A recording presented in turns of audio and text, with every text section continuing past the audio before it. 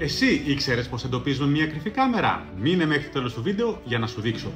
Να γνωρίζετε ότι μια κρυφή κάμερα μπορεί να απειλεί σοβαρά την ιδιωτική μας ζωή, συνήθως είναι μικρή και μπορεί να τοποθετηθεί εύκολα σε μέρη που συχνάζουμε καθημερινά, ακόμη και στην εργασία μας. Οι νόμοι που διέπουν τις κρυφές κάμερες διαφέρουν από κράτος σε κράτος. Στις περισσότερες χώρες, η κρυφή κάμερα είναι νόμιμη για χρήση στην οικία μας, ακόμη και αν δεν έχουμε τη συγκατάθεση του φιλοξενούμενου που καταγράφουμε.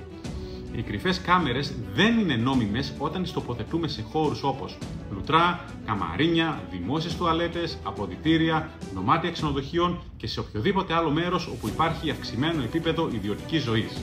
Μία κρυφή κάμερα μπορεί να θεωρηθεί νόμιμη μόνο αν οι ιδιοκτήτες του χώρου έχουν αναρτήσει σε εμφανές σημείο μία σχετική προειδοποίηση ότι ο χώρος βιντεοσκοπείται, διότι οφείλουν να ενημερώνουν ότι ο χώρος παρακολουθείται από κάμερες με σκοπό να αποθαρρύνουν την κλοπή.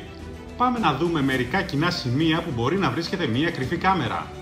Ανιχνευτές καπνού, ηλεκτρικές μπρίζες, φώτα ανοιχτός και εξόδου, βιβλία και DVD, βίδες από έπιπλα, καθρέφτες ή ρολόγια τοίχου, κρεμάστρες, βάζα λουλουδιών και γλάστρες, κάδρα ή άλλες παρόμοιες διακοσμήσεις.